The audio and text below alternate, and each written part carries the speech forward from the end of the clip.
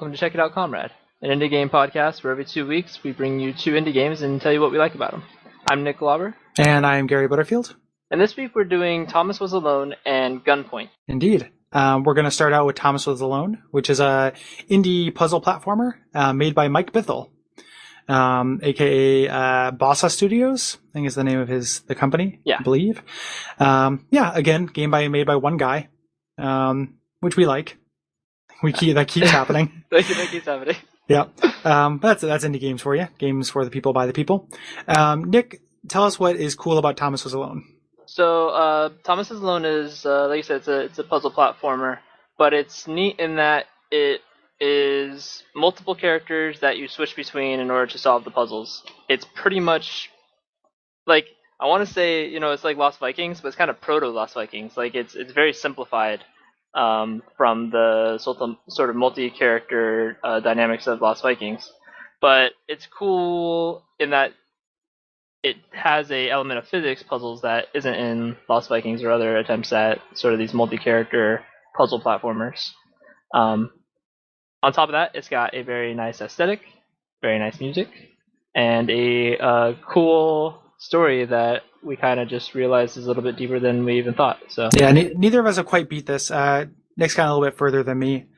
Those different abilities, like Lost Vikings is an obvious point of comparison, and those different abilities, the fact that they're simpler is expressed in kind of every part of the game. Yeah. So you're playing shapes in this, like you're playing rectangles. Yep. Is who you play in this game. And the fact that, as opposed to having something as complicated, as the Lost Viking who has a shield, you have to know what a shield is, there have to be projectiles, all that stuff.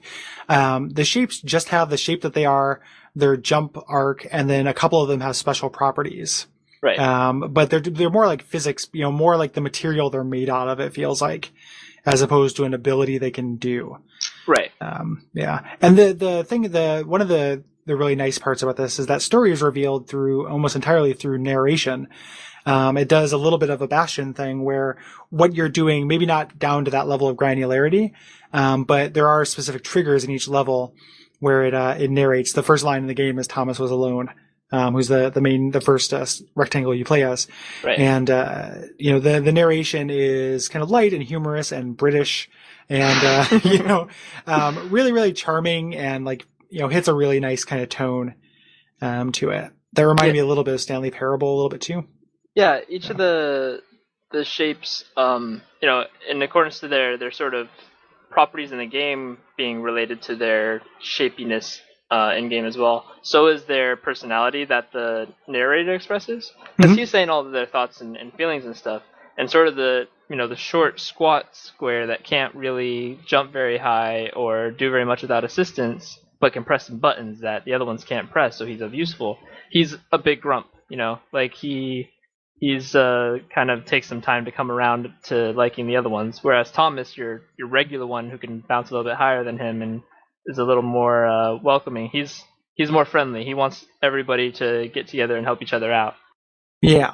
I think that's ultimately what the gameplay message of the game is, that it's very Care Bearsy, but it's true that everybody has a strength and everybody's essential.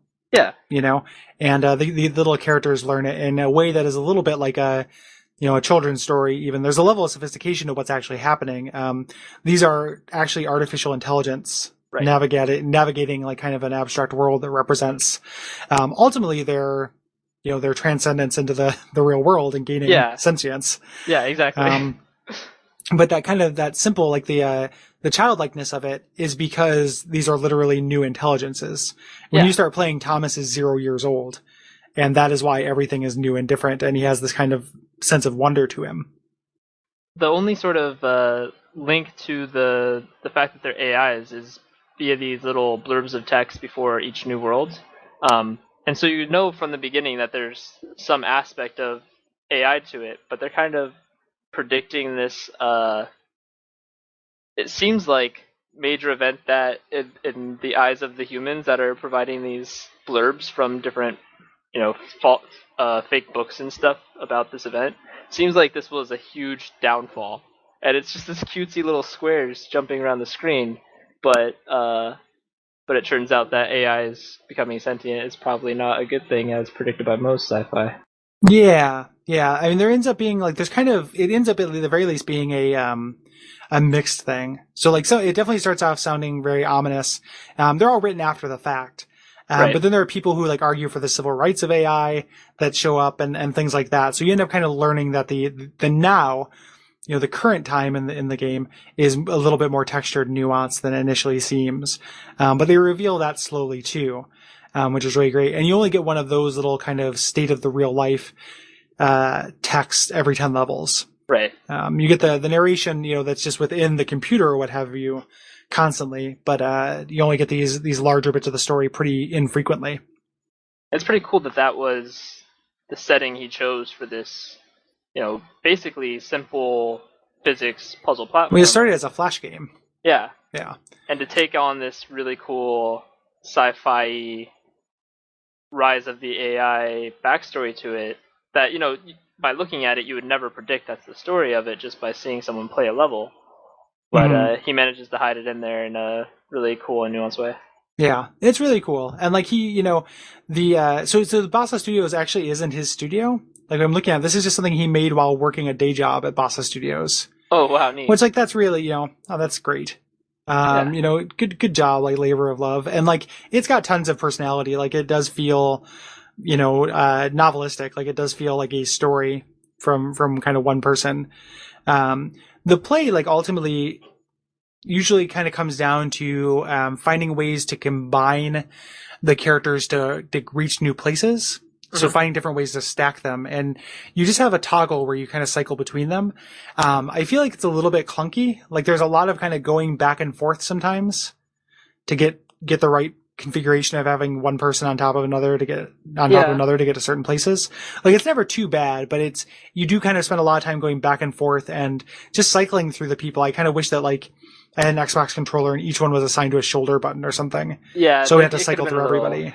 It could have been a little slicker in that aspect. And like kind of by the nature of how simple the mechanics are, it's just kind of a lot of sort of shuffling the cards around. So like you accidentally have the tall guy in the front, and now you gotta kind of maneuver him out of the way and get the short guys in front of him to get him through this passage. But for the most part, the puzzles are they're decently engaging and not too, wildly difficult, so that you're just spending forever on them, but also not simplistic in that you can just finish them in a second or anything like that. Yeah, they're the right level rewarding, and there's a nice smooth difficulty to curve. Yeah. For it. Yeah. I really like it. It's a really good game. It's got a tone that strikes that kind of hopeful / sad. Yes. Kind of tone to it, like humorous, hopeful, sad, which is, those are the three three hard best to strike things. A balance on those things. Yeah, but it's when you do it, it's so good. Yeah. Yeah. Just kind of sweetly sad and kind of funny. The music plays a good role in that too. The music really surprised me. It's very, very nice. Yeah. Yep. And that was a big part of him kind of getting it together was getting that music together. Good. So it's there's a guy he had to contact through somebody new, but David Housen is the guy who had done it, and it's very good. Good soundtrack. Yeah, agreed. So let's talk about Gunpoint. Yeah, let's talk about Gunpoint. Mm-hmm. So Gunpoint, it is another sort of puzzle platformer, but this time mostly stealth based, and it was released on PC in the summer of 2013, and its sort of main focus is you are a detective.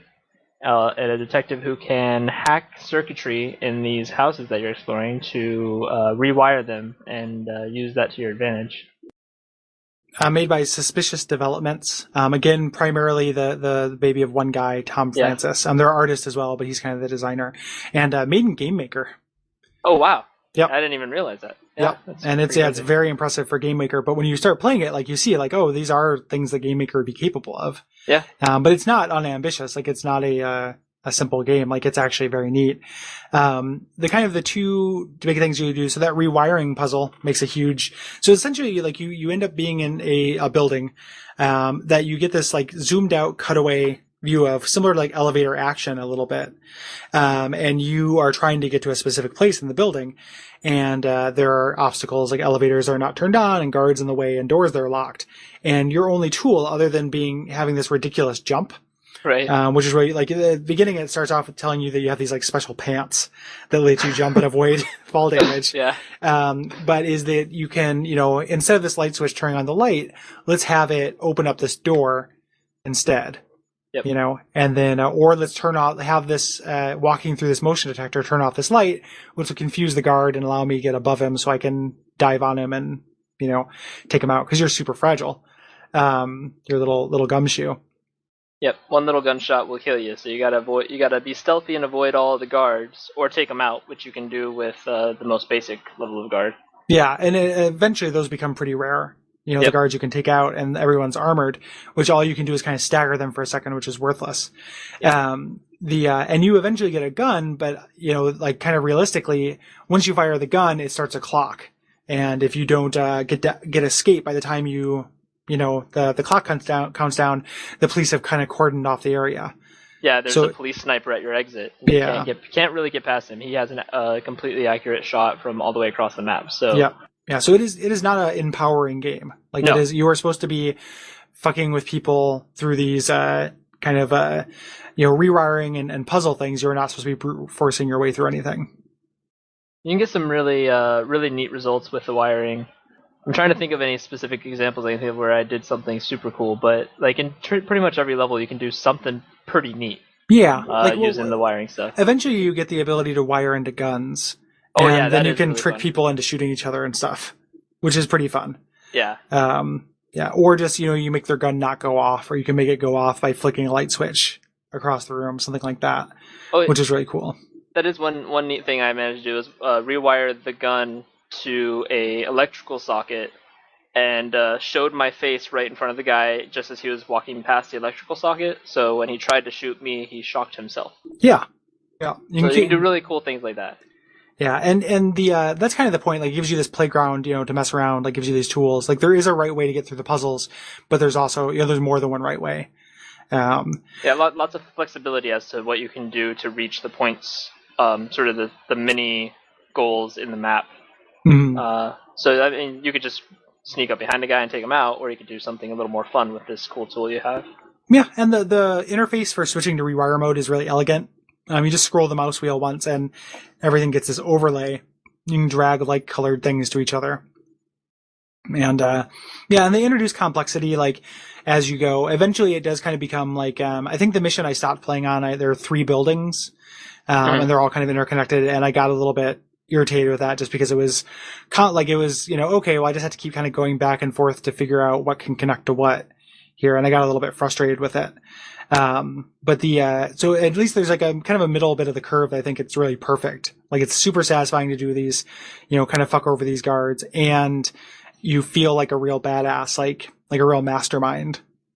We should talk about like 2 things. So we should talk a little bit about like the story and aesthetics, and we can save most of that for the spoiler section. I'm going to give a huge shout out though to the reload system in this game.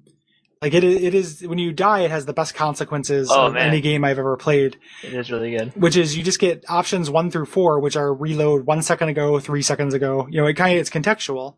So they're at major moments, but you can go back. It kind of keeps like archive saves. You can go back like a couple choices back, or 1 choice back, or all the way to the beginning of the level, or like 5 choices back. Yeah. Every time. And it's so good for a game that requires this much kind of experimentation and iteration to be able to instantly, and it's instant. It's like almost like it's Hotline Miami style. Yeah. Like, there's no loading screens or anything. You just click and go, boom, click, boom, click, boom. And you just keep trying things until it works.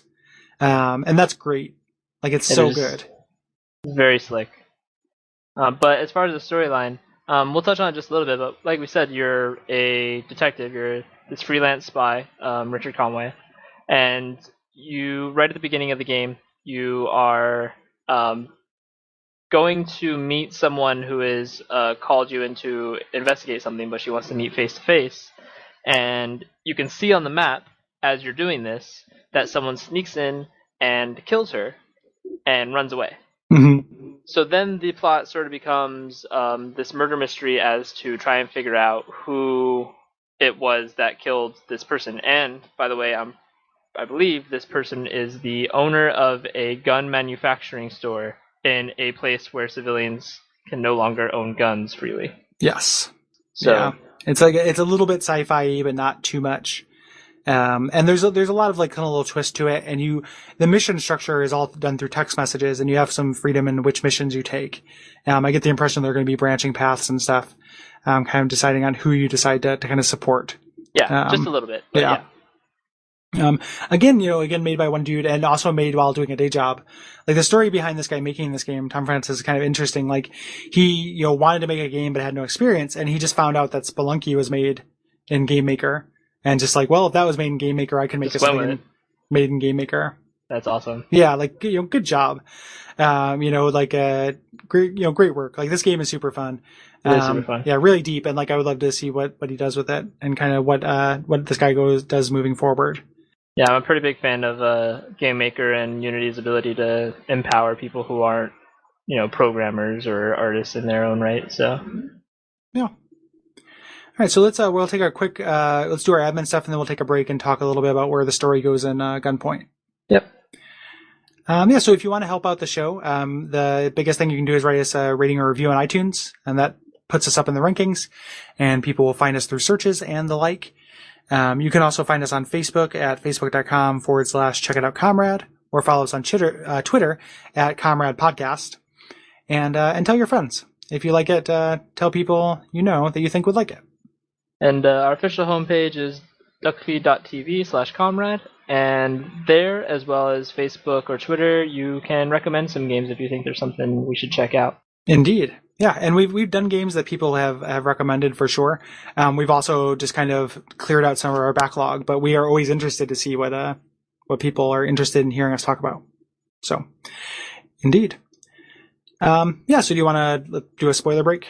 Yep, so stop here if you haven't played Gunpoint, or if you just want the ending spoiled for you, because I'm going to talk to Gary a little bit about it. Mm-hmm. And I will stop here as well, because I have not heard the ending, and Nick can talk into the void. That's not true. Alright, so Gunpoint. Mm-hmm. The story, like I said, it follows the murder mystery of let's see if I can find out her name. No, I forget. But it follows the murder mystery of this CEO of this gun company, and there is sort of this one trail. There's a couple of different breadcrumb trails throughout the game, but one of them is that because you were in the house on your way up there, you are ripe to be suspected for this murder. Mm-hmm. Like, just primed and ready to be suspected and probably convicted for it. So right off the bat, someone calls and tells you this and knows you aren't the killer, knows you're being called in for this. So they help you to find all of the tapes and erase them, which obviously in and of itself is really suspicious. So the cops actually get involved and call you to help investigate who erased these tapes. Mm-hmm. Which is hilarious. Like, it leads to some of the best conversations via the text messaging that we talked about, where the chief of police asks you to go somewhere, and you go collect the thing he asked you to collect, and then tell him it wasn't there, or other various sort of options in the chat. I don't think any of the options actually change any of the things you do, but you have some really funny responses you can give in that regard. There's also, like, I don't know his full role yet because I haven't gotten far enough in it, but there's kind of like the other, like, corporate heavy who you can do jobs for, and him I know you can say you found, like, it seems like it should make a difference because you can go look for a prototype something and say, like, yes, I found it, or lie and say you couldn't find it. Like, it seems like that's actually a choice, but I didn't get far enough to see what the ramifications were. Very possible. Yeah. But I will say that once you get towards the end, basically the one major choice that is well written out for you is that one of the people who's been helping you out, along with her husband, reveal that she's trying to use you to get her husband framed for the killing. Okay. Even though she knows he didn't do it. Gotcha. And, like, you have this whole sort of conversation with her about it, but then he immediately calls you and says, I know she's trying to frame me. I want your help to get out. Okay. Because she caught him cheating or whatnot. Like I forget all the story. I was really rushing through it super fast. Well, it's but classic detective. Like you get caught up in a marital thing like that. Exactly. That happens. So, but so you can kind of make the choice there, which one you want to help out and which one you want to sort of vindicate. But the very last mission, whether or not you are trying to get the rightful killer in jail or if you're just trying to get justice on your own, because both this happens either way from my understanding, the CEO of the other gun company turns out to be the killer. gotcha. And it's really great. I don't know if you remember, but in the purchase screen where there's all the things, all the upgrades you can buy, the very last one, which costs a ridiculous amount of money and you can never afford it via just the missions, is the ability to just kick down doors. Yeah. Both of the missions between the husband and wife pay you exactly enough to buy it. Oh, that's great. That's really good.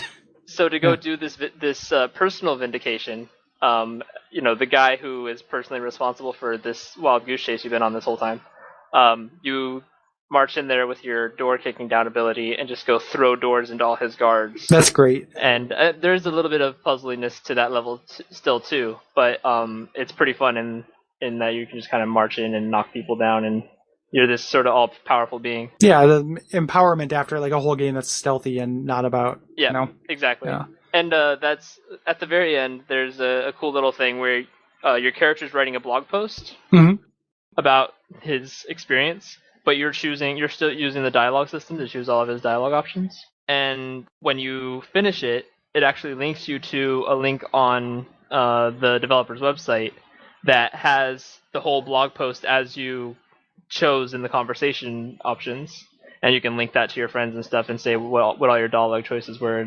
That's great. It lists all your kills and all that stuff on there. So out of the 4 games that we've done in these last couple episodes, like this is the one I'm most certainly going to actually finish. It's really fun. I really enjoyed it. I like it a whole lot. We didn't even talk in the body of the episode that there's an editor, like a level editor. Oh, I didn't even know there was. Yeah, there's a level editor. That's amazing. Yep. I really want to see him do a sequel to it with some more features, more things you can mess with. Mm-hmm. Yeah, it'd be really fun. I agree. Like I'd love to see that. So yeah, definitely. I'm looking forward to checking out the rest of this. I'm glad I dipped my toes in it. It's very fun. I had like one day where I just sat down and like, okay, I'm just gonna play games I haven't played yet, and just started a bunch of games, and this was one of them. And it's not super long. Like you're probably at least halfway, if not more so, in the place that you're at. I think I'm a little bit more actually. Yeah. Yep. I'm just kind of stuck on one level, and I just have to power through. So yeah. Usually there's some pretty decently elegant ways to get through most of the levels. It's just a matter of trial and error until you figure out what that option is. Yeah, I gotta find them. So cool. All right. Well, thanks for listening, guys. Yeah, thanks everybody for listening, and we'll see you guys in 2 weeks.